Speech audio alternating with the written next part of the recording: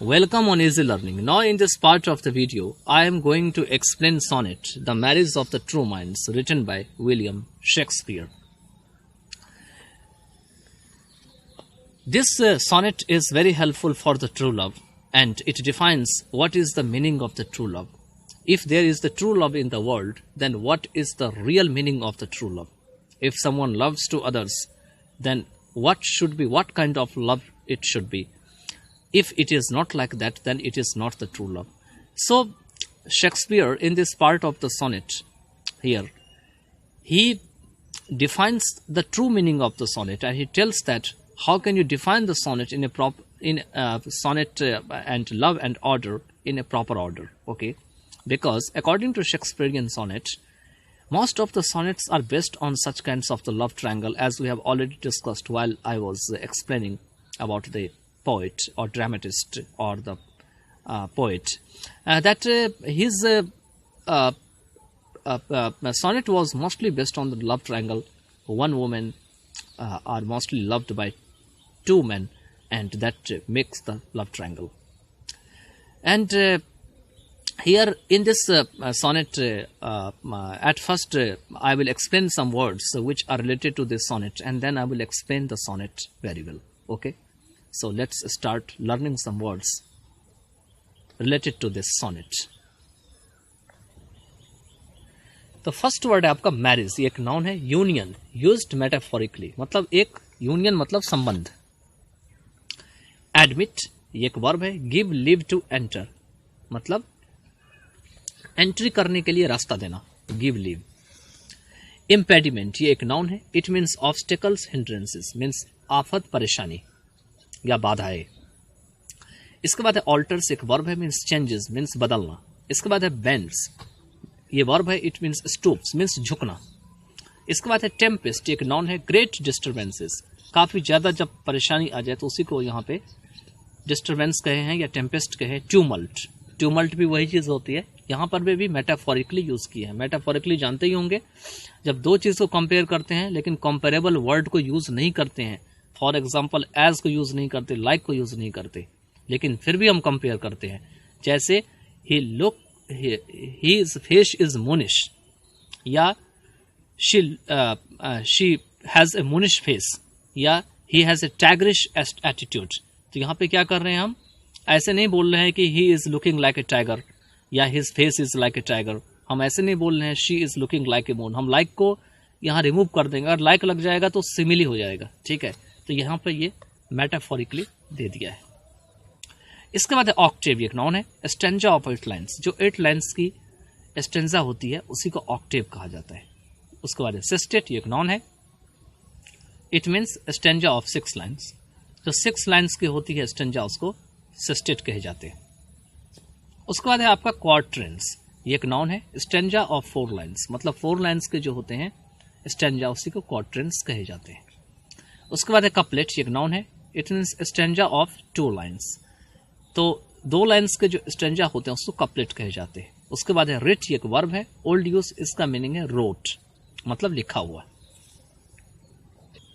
तो चलिए सबसे पहले हम देखते हैं कि इसका राइम स्कीम क्या है इस सोनेट का. तो राइम स्कीम अगर आप देखिए तो यहाँ पे देखिए माइंड्स एंड होते हैं, यहाँ पे लव से होते हैं, यहाँ फाइंड्स, फिर यहाँ रिमूव है. देखिए लव रिमूव, यहाँ पर में लव है और यहाँ रिमूव है, तो बड़ा यहाँ पर में थोड़ा सा आपको साउंड अलग लगेगा. लेकिन यहाँ पे अगर साउंड देखेंगे माइंड्स फाइंड्स, तो यहाँ पे हो सकता है कि उस समय में जो शेक्सपियर लिख रहे हो उस समय इसको रिमूव को रिमूव पढ़ते होंगे और लव को लव ही पढ़ते होंगे, इसीलिए इसका राइम स्कीम बिल्कुल मिलता जुलता है. अगर आज के टाइम के हिसाब से प्रोनाउंस करेंगे तो ये रिमूव हो गया और ये लव हो गया, तब तो ये मिलेगा नहीं. तो इसीलिए इस हिसाब से इसको मिलाया गया है. अब आगे भी देखेंगे तो मार्क बार्क, देखिए एक लाइन छोड़ करके राइम मिलता है. मार्क बार्क, शेकन टेकन, चीक्स वीक्स, ठीक है. कम, अब यहाँ पे देखिए डूम होना चाहिए कि डम, उस समय इसको डम बोला जाता होगा, इसलिए कम के बदले यहाँ डूम लिखा हुआ है, तो डूम को डम बोला जाता होगा, इसलिए ऐसा हो रहा है. इसके बाद है प्रूव्ड, देखिए वही बात है. प्रब्ड लव्ड, इसको भी प्रूव को भी लव्ड की तरफ प्रोनाउंस नहीं बल्कि प्रब्ड कहा जाता होगा, इसीलिए यहाँ पर में ये लव्ड है. इस तरीके से थोड़ा सा अगर प्रोनाउंसिएशन आप उस ओल्ड स्टाइल में बोलेंगे तभी इसका राइम स्कीम बहुत अच्छे से मिलेगा। अब हम इसको देखते हैं कि कैसे हम जानेंगे कि इस सोनेट का राइम स्कीम क्या है। देखिए, माइंड्स फाइंड्स, ये ए है और एक लाइन छोड़ करके फिर ए है, तो ए, लेकिन बीच में जो है अलग साउंड है, माइंड्स है, लेकिन नेक्स्ट जो वर्ड है लव है, तो इसका साउंड लव का और माइंड का तो अलग अलग है, तो इसीलिए इसको ए बोलेंगे और इसको बी बोलेंगे, तो ए बी। फिर देखिए फाइंड्स का जो साउंड है वो माइंड से मिलता जुलता है, तो इसीलिए इसको बोलेंगे ए, फाइंड्स ए हो गया। अब फिर रिमव जो है लव की तरह है तो फिर बी हो गया, तो कैसे हो गया साउंड, ए बी। फिर आगे चलिए, फिर आप देखिए मार्क और शेकन अलग अलग हो गया। मार्क और लास्ट का जो आर्क है, आर्क, मार्क का लास्ट साउंड देखिए आर्क, और शेकन का अन, कन। देखिए लास्ट साउंड क्या है, कन, इसका लास्ट साउंड है आर्क। तो ये मार्क और शेकन जो है ये किसी से भी नहीं मिलता है इसमें, ना तो ये माइंड से मिलता है ना लव से मिलता है। इसकी जो साउंड है, जो आवाज है, किसी से नहीं मिलती है, तो इसीलिए इसका एक नया नाम दिया जाएगा, और ये नया नाम होगा सी, मतलब सी हो गया, ये भी एक नया है, तो अब ये सी डी हो गया। तो क्या हो गया यहाँ पे, ए बी सी डी। अब मार्क जो है उस तरह बार्क भी है, और जैसे टेकन है वैसे शेकन भी है, तो अगर ये सी डी है तो ये भी सी डी हो गया। अब आगे चलेंगे तो फिर चीक्स और कम और विक्स ये अलग अलग साउंड है। चीक्स और विक्स तो एक है, लेकिन कम और डम ये अलग अलग है, तो इसीलिए यहां पर में एक नया राइम स्कीम बनेगा, ई एफ, तो बन गया ये। तो और आगे है आपका, ये साउंड अलग अलग है, ये भी साउंड सबसे अलग है, ना इससे मिलता है ना इससे मिलता है ना इससे मिलता है, ये भी अलग है, प्रूव्ड और लव्ड। तो एफ तक तो हम राइम स्कीम बना लिए थे, तो इसके बाद जो एफ का नेक्स्ट जो लेटर होता है वो जी होता है, तो ये दो बन जाएगा जी, मतलब प्रूव्ड भी ऐसे बोला जाता है और लव्ड भी ऐसे, तो इसीलिए जी। तो अब आपको राइम स्कीम मिल गया होगा। देखिए, A B C D E F G, तो ये है शेक्सपियरियन सोनेट की पहचान। अगर आपको इस तरह का कहीं भी साउंड अगर मिल जा राइम स्कीम, तो आप समझ लो कि ये शेक्सपियरियन के ही सोनेट है, ठीक है। और आप इसको स्पेंसरियन सोनेट, जो स्पेंसर ने लिखा था और जो पिट्रार्क ने लिखा था उससे अलग होंगे, और भी जो पोइट्स ने लिखे हैं उससे अलग हो जाएंगे, ठीक है। तो अब आपको समझ में आया होगा। सोनेट तो वैसे 3 ही होते हैं मोस्टली, जो पिट्रार्कन होते हैं, शेक्सपियरियन होते हैं, और आपका ये जो है स्पेंसरियन होते हैं, ठीक है। तो ये समझ में आ गया होगा। चलिए अब चलते हैं सोनेट की एक्सप्लेनेशन की तरफ। देखिए, जैसे कि मैंने शुरुआत में बताया कि इस सोनेट में लव के बारे में बताया गया है कि कोई व्यक्ति किसी से अगर लव करता है, चाहे वो मेल हो चाहे वो फीमेल हो, यहाँ पे मेल और फीमेल बिल्कुल सही दिया नहीं है, तो किसी से भी अगर वो लव करता है तो वो लव कैसे होती है, किस तरह की लव होती है, क्या वो लव जो है वो समय के साथ बदल जाना चाहिए, क्या मौका पाते ही कोई जो है अपने हिसाब से जो है वो किसी और को लव करने लगे, एक को छोड़ दिया दूसरे से लव करने लगे, उसके बारे में यहाँ शेक्सपियर कहते हैं कि जो ट्रू लव होती है वो कैसे होती है। ट्रू लव कभी बदला नहीं जा सकता है। ट्रू लव का मतलब है कि वो अनंत काल तक रहेगा, भले ही सब कुछ जो है अपनी जगह पर में, जैसे जिस तरीके से आसमान में तारे जो है फिक्स हैं, जिस तरीके से सारा कुछ अपनी अपनी जगह पे फिक्स है, उसी तरीके से ट्रू लव भी फिक्स होते हैं। तो देखिए अब इसका क्या मतलब है। कहते हैं कि let me not to the marriage of true minds admit impediments, love is not love. क्या कह रहे हैं यहां पर में? तो इसमें इस लाइन में शेक्सपियर कहते हैं कि जो ट्रू माइंड की अगर मैरिज होती है तो वो मैरिज नहीं हो जो मैरिज में कोई बाधा आ जाए, एडमिट इम्पेडिमेंट्स।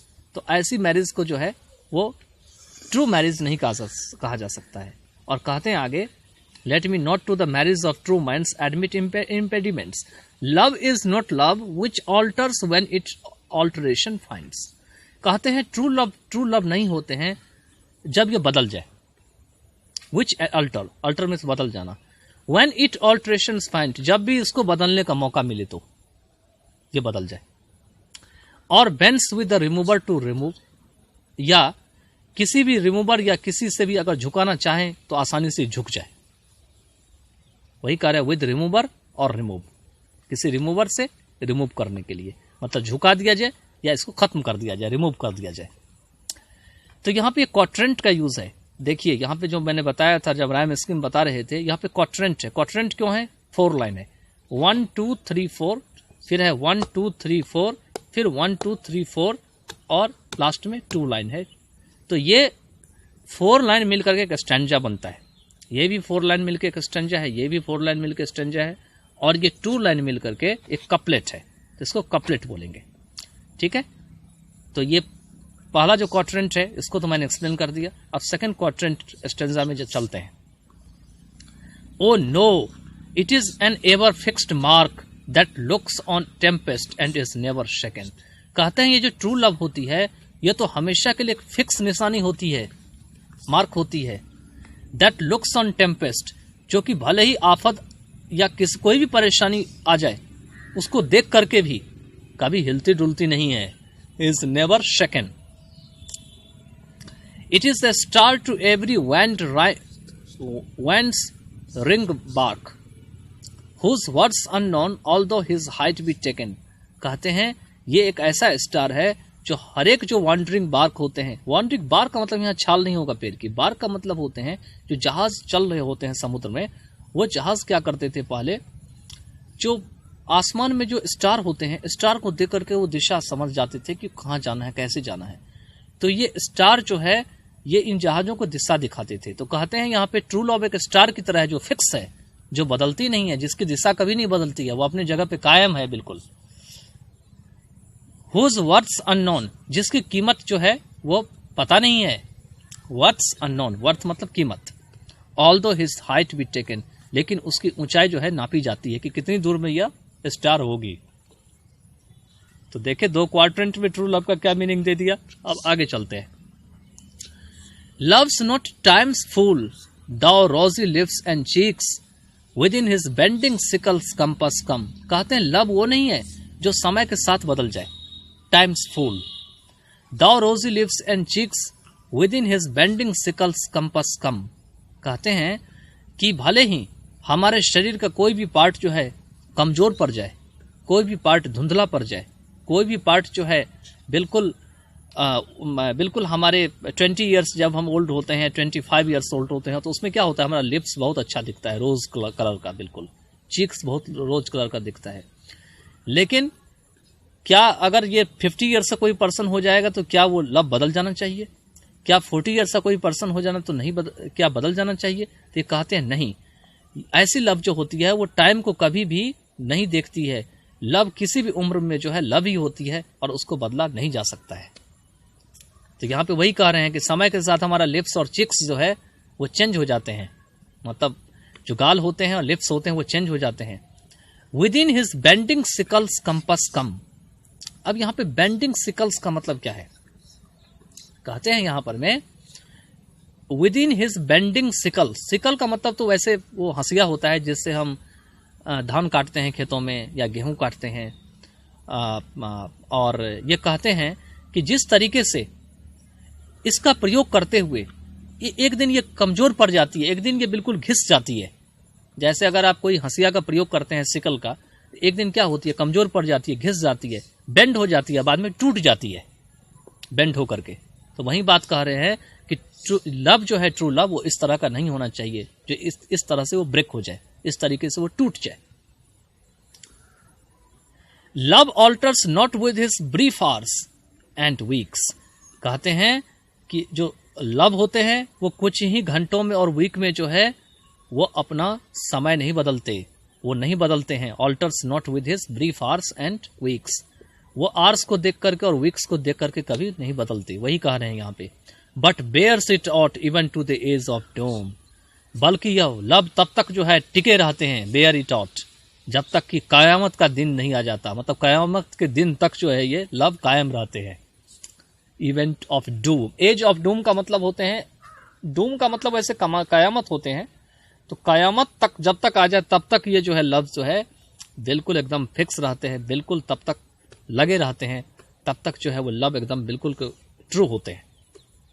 अब आगे कहते हैं शेक्सपियरियन सोनेट में नियम क्या था कि 3 क्वार्टेंट्स में 1 2 3 3 क्वार्टेंट्स में ये पहले तो वो कारण बताते थे, पहले एक्सप्लेन करते थे किसी चीज को, और कपलेट में जो है कंक्लूजन देते थे।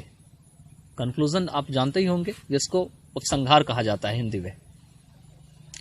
तो कहते हैं बाद में इन्होंने तो इतना लिख दिया 3 क्वार्टेंट्स में, लेकिन लास्ट में कहते हैं if this be error and upon me proved, कि अगर जो भी मैंने ऊपर लिखा अगर ये गलत पाया गया और हमको ये गलत साबित कर दिया गया, यहां पे कहते हैं upon me proved I never write nor और मैन एवर लव, तो मैं समझूंगा कि मैंने कभी कुछ नहीं लिखा। ठीक है, रिट मतलब पुराना वाला जो है, रोट का रिट लिख दिया इसने। ठीक है, और फिर कहते हैं कि मैं समझूंगा कि मैंने कुछ नहीं लिखा, nor no man ever loved, और मैं ये भी नहीं समझूंगा कि किसी आदमी ने कभी लव किया था। तो दोनों बात इन्होंने कह डाली है कि जो भी मैं 3 क्वार्टेंट्स में बात लिखा हूं, अगर ये बात गलत पकड़ी गई और यह बात मेरे ऊपर साबित हो गई कि शेक्सपियर ने गलत लिखा है, तो मैं लिखना छोड़ दूंगा। मैं समझूंगा मैंने कभी कुछ नहीं लिखा, और मैं ये समझूंगा कि कोई भी व्यक्ति ने कभी लव नहीं किया, उसने कभी इस तरह का लव किया ही नहीं, या ट्रू लव था ही नहीं उसके अंदर में। तो चलिए, ये कंप्लीट हो गया।